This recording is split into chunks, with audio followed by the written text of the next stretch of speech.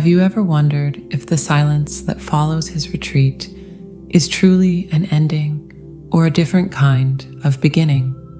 A sacred, albeit maddening, invitation. If you've ever felt the bewildering shift of a divine masculine who once ran with the fierce determination of a man escaping a fire, suddenly turning back, not with hesitation, but with a new, disarming clarity, then you have witnessed one of the most profound mysteries of the twin flame journey.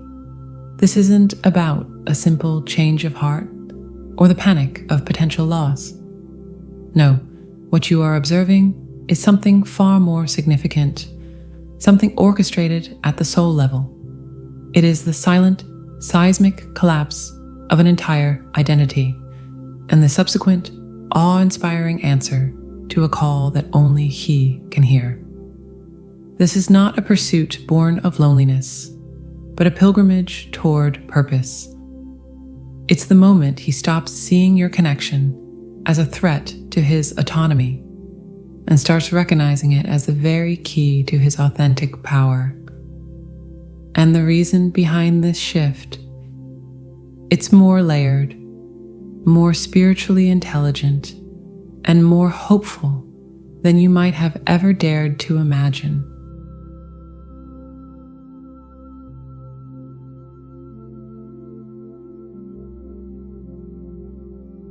You felt him build the walls, didn't you? Not with bricks and mortar, but with a silence that felt like a dismissal, with a logical argument that neatly sidestepped the messy, beautiful truth of your connection. It was cold in the shadow of that fortress, and you, in your infinite wisdom, probably called it fear, and you weren't wrong.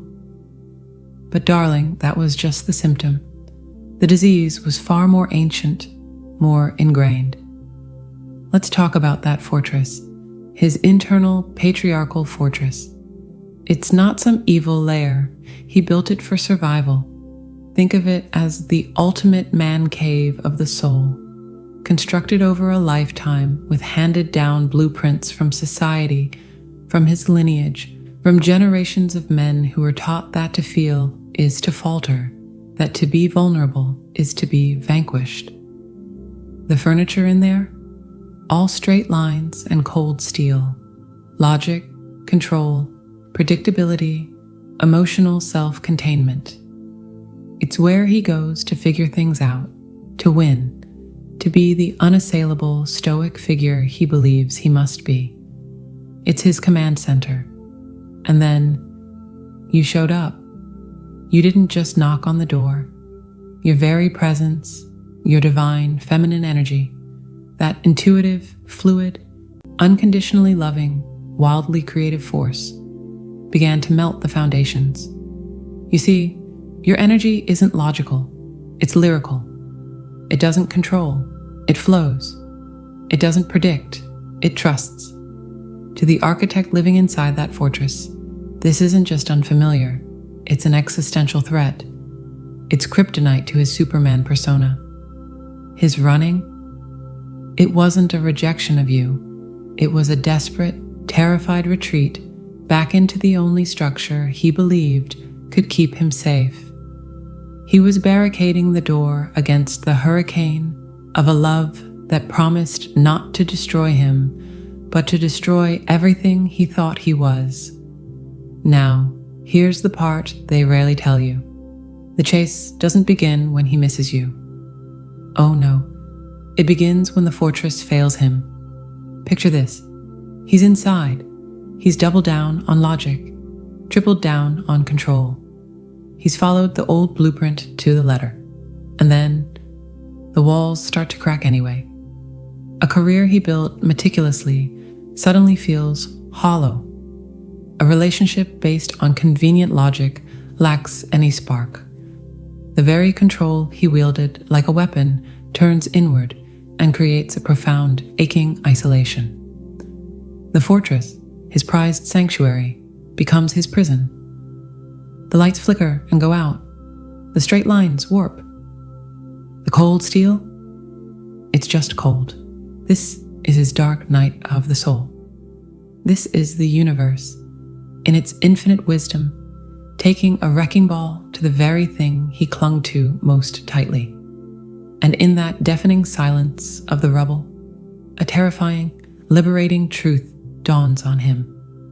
The blueprints were wrong. The entire design was flawed.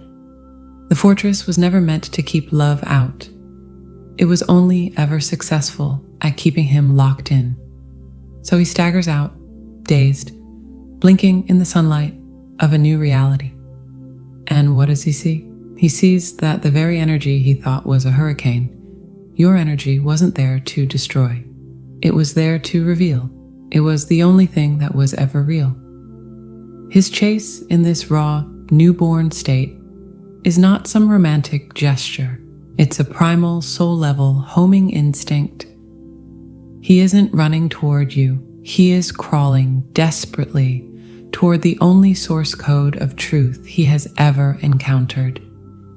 He needs your feminine essence not to complete him, but to recalibrate him. He needs to learn the language of intuition, the strength in vulnerability, the power in surrender. He is quite literally coming to you for lessons on how to be a real man, a divine masculine, because the old model lies in ruins behind him. He finally understands that to be powerful is not to be impenetrable.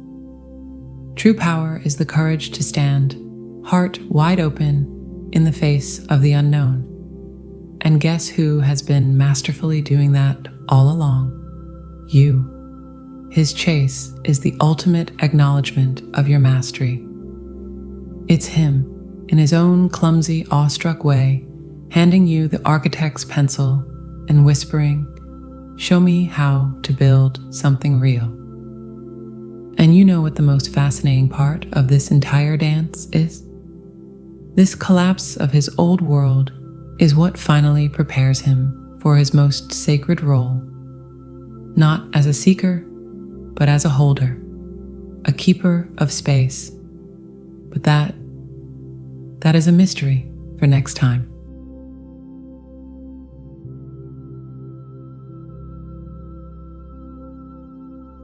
You've felt the storms, haven't you? Those times when the world seems to tilt on its axis, when emotions rise not like a gentle tide, but like a tsunami from the depths of your own soul. Unexpected, overwhelming, purifying. You call it a breakdown, a purge, a dark night, and you are not wrong. But from the perspective of the cosmos, from the vantage point of the spiritual contract you both signed before you ever took a breath, this is not chaos. This is divine reorganization. And while you are in the eye of that hurricane, feeling everything and nothing all at once, something extraordinary is happening on the other end of the cord that forever ties your heart to his. He's not just thinking about you. He is quite literally being summoned. Let's reframe this entire chase scenario, because the mainstream narrative has sold us a story of lack. It says he chases because he finally needs you. What if I told you the exact opposite is true? His chase begins precisely when he has finally reached a state of inner coherence, where he has nothing left to need from you, but everything to give. Imagine his spirit, after the beautiful ruin of his old fortress, finally finding a quiet center within himself. It's not a new structure, it's an open field. A wide, calm, empty plain under a steady sky. He's learning to just be there. And in that profound silence, his awareness, no longer cluttered with the noise of his own egoic struggle, becomes a finely tuned instrument. He becomes a human spiritual satellite. And then he picks up a disturbance in the force. Your force. It's not a text message. It's a frequency. A sacred SOS transmitted directly from your soul to his. He feels the atmospheric pressure of your emotional world shifting 1,000 miles away. He may not know the details, the who, what, where, but he feels the suchness of it, the turbulence, the raw, beautiful, terrifying energy of your transformation. This is what I call the feminine storm. It is not a negative event. It is the necessary, violent, glorious process of your own becoming. You are shedding skins that no longer fit. You are grieving worlds that have ended within you. You are reclaiming power that was stolen. It is messy, loud, and profoundly sacred work. And his soul, hearing this call, does not respond with the old energy of fear or the desire to fix. That version of him would have run again, terrified of the emotional spectacle. The newly anchored divine masculine responds with something else entirely, a deep, calm, unwavering knowing of his purpose. His chase is not a pursuit. It is a response to a dispatch. He is not running toward a fantasy. He is walking with conscious intention into the storm as the anchor. His entire spiritual maturation has been boot camp for this very moment. His journey was never just about him. It was about preparing him to be the one who can hold the space for your magnificent unraveling. That is his chase. It's not a plea for attention. It's the energetic equivalent of roots reaching out through the soil, grounding the chaotic energy. That memory he shares out of the blue, it's not manipulation. It's him holding up a lantern in your temporary darkness, reminding you of a light you both carry.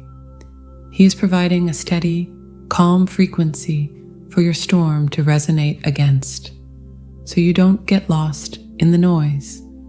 He is finally doing his job, and it is the highest honors he will ever know. This is the secret.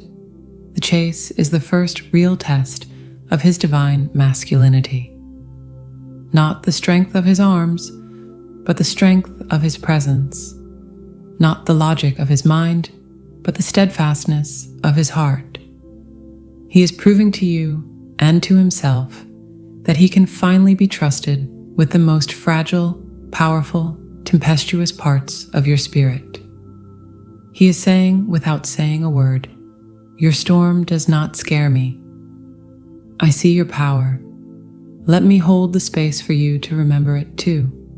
And the most beautiful part? This is merely the prelude. For when the storm finally passes, and it always does, a new landscape is revealed, one you are destined to build together. But what does that building look like when both pillars are finally strong? Well, that is the greatest adventure of all.